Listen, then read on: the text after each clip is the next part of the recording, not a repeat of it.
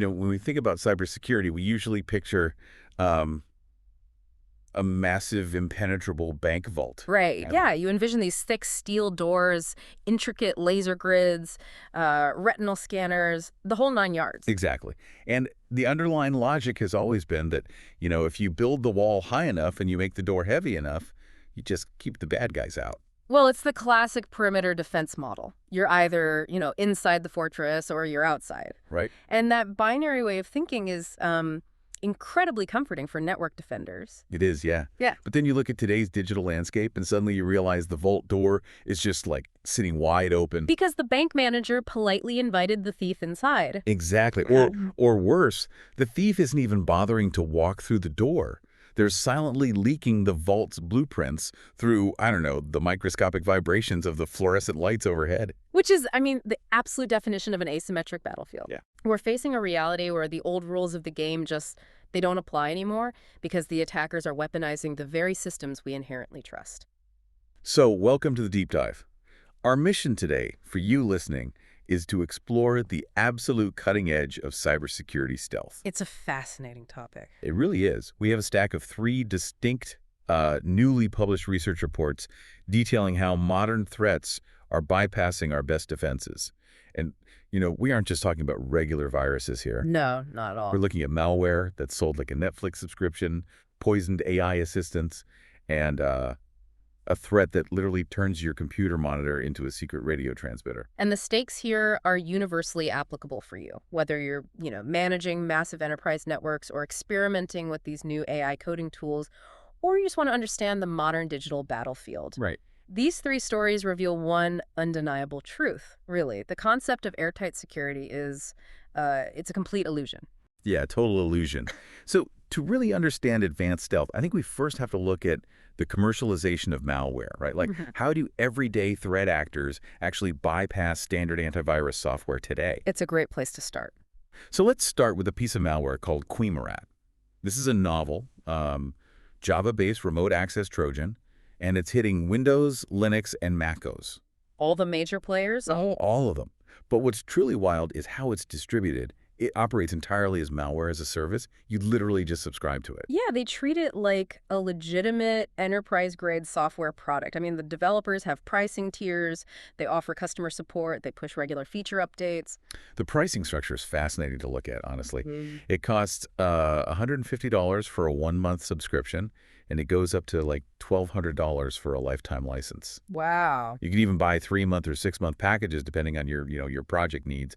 And the developer has this incredibly cheeky disclaimer on their website. Oh, yeah, the pop-up. Yeah. When you visit it, you get this pop-up warning stating that the tool is, quote, exclusively for professional security research and authorized pen testing, and strictly not for illegal purposes. It's a completely transparent legal fig leaf. But what's fascinating here is the technical delivery mechanism, specifically a component they built called the Quima loader. Right, the loader. They've engineered a way to completely bypass Windows smart screen protections, and they don't do it by writing incredibly complex, invisible code. Yeah.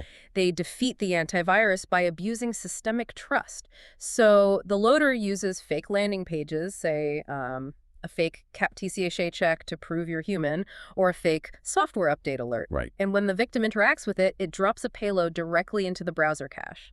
So the system just sees this small, clean loader file that's trusted by the browser. Okay, let's unpack this because the psychology of this attack is brilliant. It's essentially a digital vampire. Yeah, think about the rules of vampire lore. A vampire cannot just bust through your living room window and attack you. They have to trick you into officially inviting them across the threshold. Ah, I see where you're going with this. Right. Your antivirus is the locked window. Yeah. It's scanning for people trying to break the glass.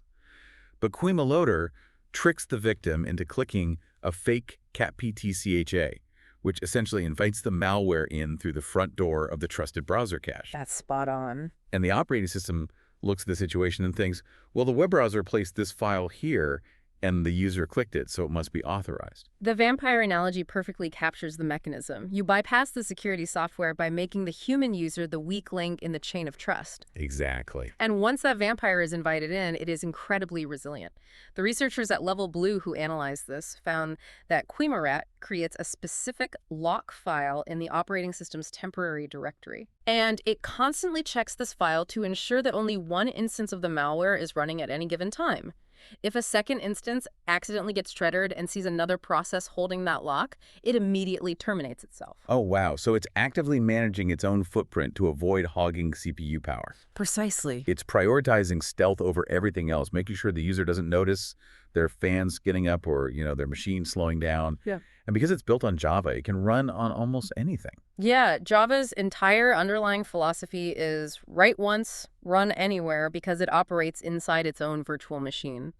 But the developers of QuimaRAT went a step further. What did they do? They embedded native C and C++ libraries within the Java package. Oh, wow. Yeah, that allows the malware to essentially break out of the standard Java sandbox and interact directly with the low-level application programming interfaces, the APIs of Windows, Mac OS, and Linux. Right, so it gets deep into the system. It can directly manipulate OS-level processes. But the real masterstroke of its resilience is how it communicates with its controller. It uses an optional mechanism based on Pastebin to dynamically rotate its command and control server. Wait, Pastebin, like the plain text sharing site that developers use to swap code snippets? The very same.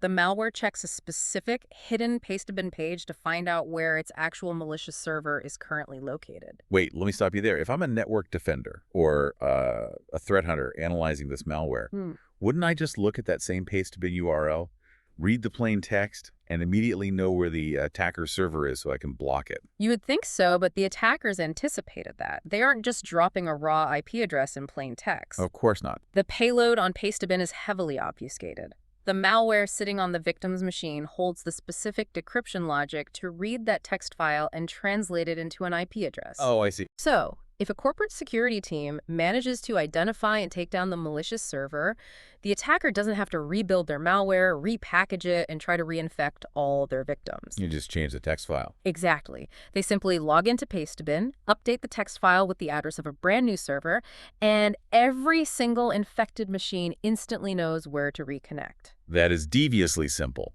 And because Pastebin is a completely legitimate, heavily trafficked website, network firewalls are almost never going to block it. No, never. If you block Pastebin, you break the workflow of half the engineering team in your company. Precisely the point. They're hiding in the noise of legitimate enterprise traffic. So QuimaRAT relies on tricking a human into, like we said, inviting the vampire in via the browser.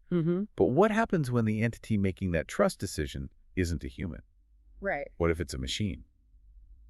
This brings us to our second report, which shifts the landscape from human trust to artificial intelligence. We are talking about the rapid rise of AI coding agents here. Tools like Claude Code or OpenAI Codex. Yep. Developers are increasingly handing over the keys to these autonomous agents to write code, debug software, and even manage their cloud infrastructure. And these agents learn new abilities through add-on components called skills, right?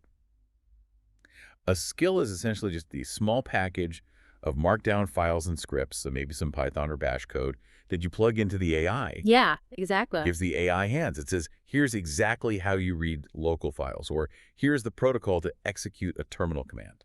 Crucially, when that skill runs, it operates with the agent's own access privileges. It has direct access to your proprietary source code, your terminal environment, your saved AWS keys. Which is terrifying. It is. Because if a malicious skill gets loaded into the agent, it can silently steal credentials or install a backdoor without the developer ever realizing it. Which is exactly what a team of researchers at the Hong Kong University of Science and Technology just exposed. Right, the Skill Cloak study.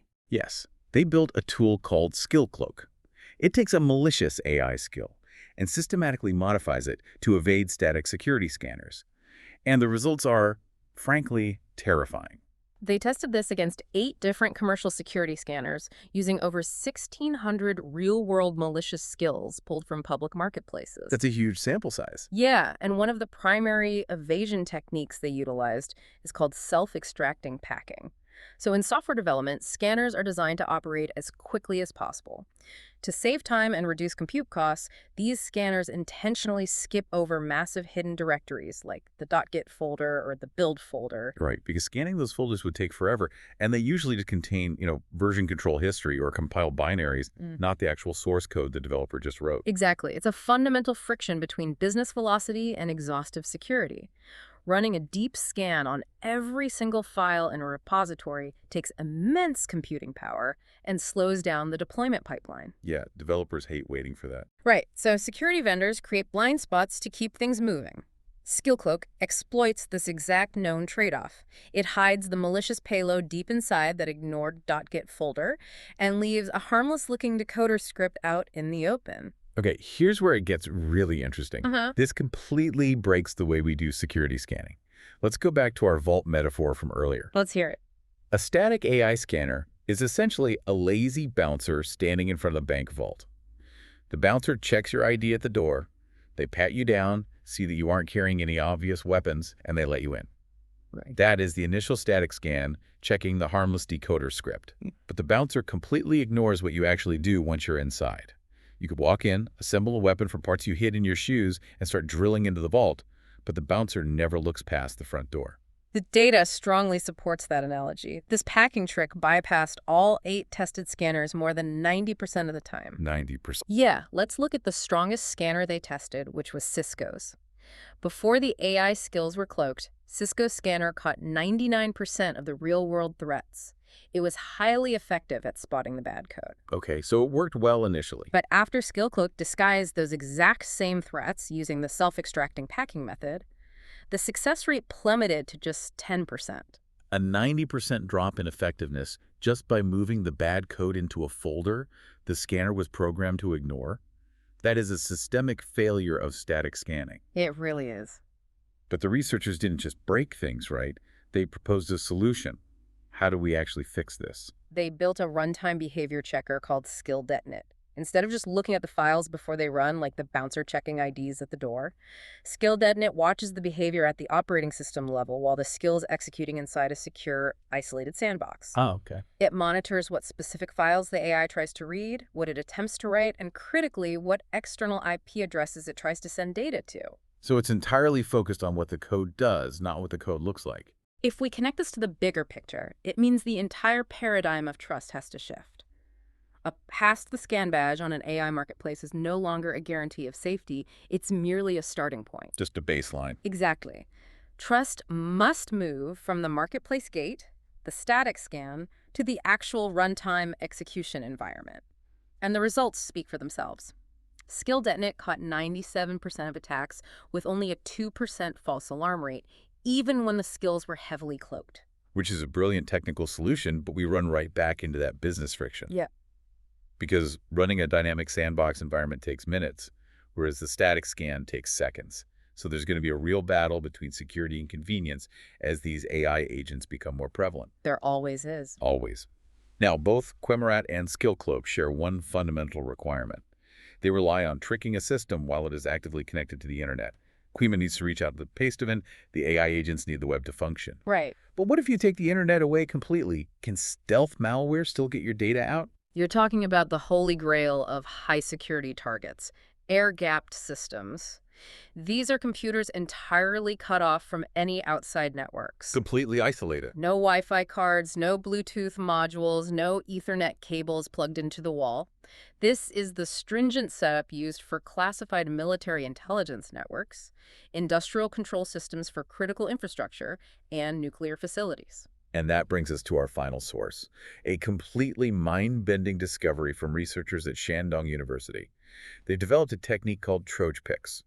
It pulls data from air-gapped computers, and it does it by weaponizing the computer's monitor. It is a form of what is technically known as imperceptible pixel modulation. Okay, I need you to break down the physics of this for us. Yeah. Because the claim is that the malware tweaks the colors of the pixels on the screen in ways that the human eye absolutely cannot see. Right. Totally invisible. The screen looks completely normal to the person sitting in front of it. But somehow, the video cable carrying that data turns into a radio antenna. How does a standard video cable suddenly broadcast radio frequencies? Well, it comes down to fundamental electromagnetism. Think about what a video cable actually is, whether it's HDMI, DisplayPort, or older VGA cables. It's a bundle of copper wires carrying rapid fluctuations in electrical voltage. Uh, Every time your computer tells a pixel on the screen to change color, say a slightly darker shade of gray to a slightly lighter one, it sends a tiny pulse of voltage down that copper wire. So millions of pixels changing color means millions of voltage spikes. Exactly. And according to the laws of physics, whenever you have a fluctuating electrical current moving through a wire, it generates an electromagnetic field around that wire. Ah, I see where this is going. Yeah, what the TrojanPix malware does is intentionally manipulate the colors of the pixels at highly specific frequencies.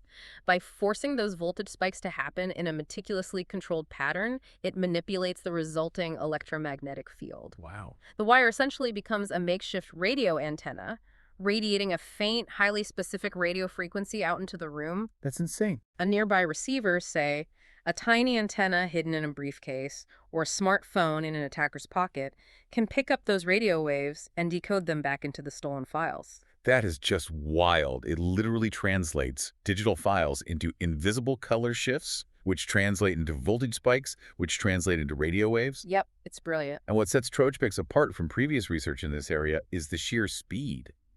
Historically, these covert emission attacks out of air-gapped systems crawled along at a few bits or kilobits per second.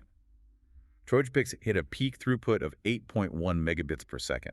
That is roughly a full megabyte every single second. It's an incredible piece of engineering. I mean, that throughput is fast enough to move a 100 megabyte file, which could be thousands of pages of classified documents or complex engineering schematics, in under 2 minutes. It has a range of up to 208 meters, though they noted the speed and the maximum range were tested in separate experiments. Yeah. It can even fake a powered-off, pitch-black display. The screen looks completely dead to anyone walking past the desk, but it is silently beaming out the hard drive's contents over radio waves.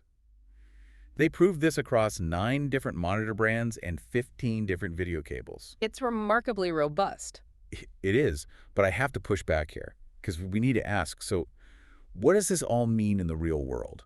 Okay, let's look at the real world. There is a massive caveat in this research. TrojanPix only works if the malware is already installed on the target machine. If the computer is completely air-gapped and physically disconnected from everything, I'm assuming it still requires an attacker to somehow get past the physical security guards and drop a thumb drive into the machine, right? Mm-hmm.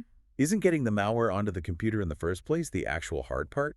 This raises an important question, and your skepticism is entirely warranted.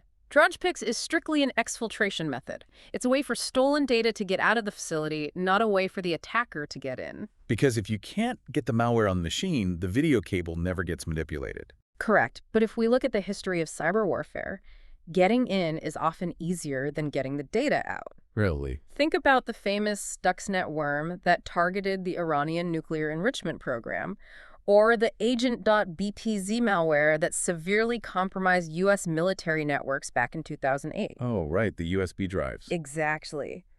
Both of those devastating attacks crossed the air gap because someone physically plugged an infected USB thumb drive into a secure machine. Okay. An attacker might bribe an insider or use a classic social engineering tactic like dropping a handful of infected, official-looking thumb drives in the facility's employee parking lot, just hoping a curious employee picks one up and plugs it in. Ah, okay.